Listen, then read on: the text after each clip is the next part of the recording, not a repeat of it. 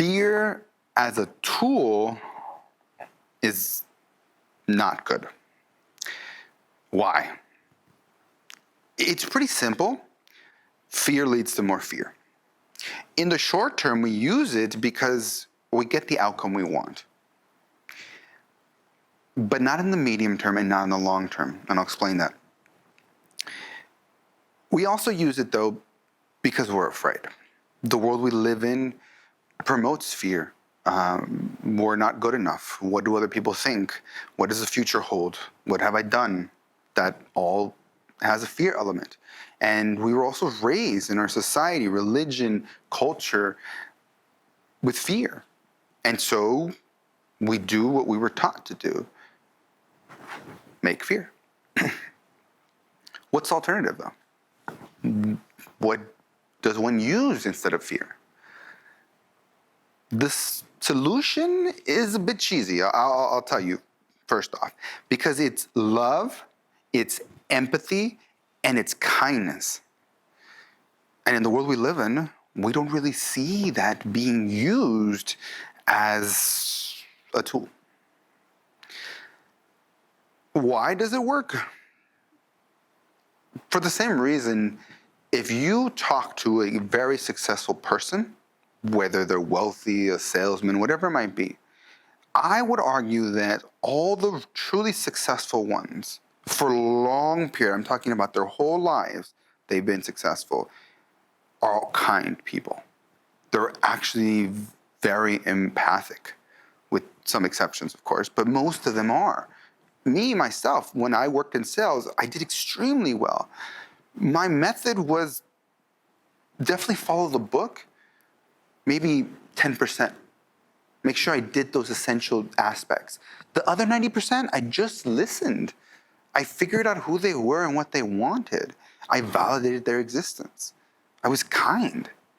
And afterwards, it didn't really matter what I was selling. They wanted to buy it because they liked me, because I was kind. If you really start digging, you're going to find a lot of that. Now, the real question is, how do we teach that?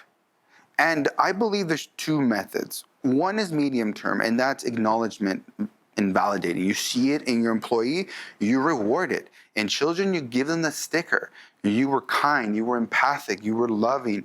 And the second part, which I believe is a lot harder and is long term, and it's harder because you have to do it yourself. You have to be vulnerable. You have to put yourself out there. You have to show your child or your employee that you're doing it. It goes along the same lines of change management, that it really, one of the most important aspects is top down.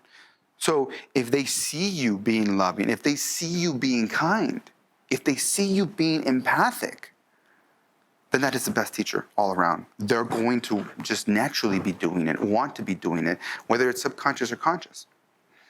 So in short, fear is bad. If you want to use consequences, I'll give you this little thing. You can use consequences, but not as fear, but as acknowledgement that the world has consequences. So for example, you don't tell somebody or a child, if you don't do X, I will punish you. I will take this away. Instead, you say, if you don't do X, you won't get as much time to do Y that I know you enjoy, I know you love. And that motivates them. Maybe not in an instance, but in the medium term, they realize that life is a repeat game. And so next time, they don't choose X, which is usually short term, because they understand the value of Y. You can do that, but that's not fear. That's teaching somebody about cause and effect. And there's lots of value in that, because in life, that's kind of how the world goes around. But in reference to an alternative to fear, that's easy. Love, kindness, empathy. And the way you teach it is extremely simple as well. Just do it, reward it, acknowledge it, and you'll see the results. Thanks for listening. If you want to hear more, check out my book, The Selfish Guide, or my website, coltonvita.com. Thanks.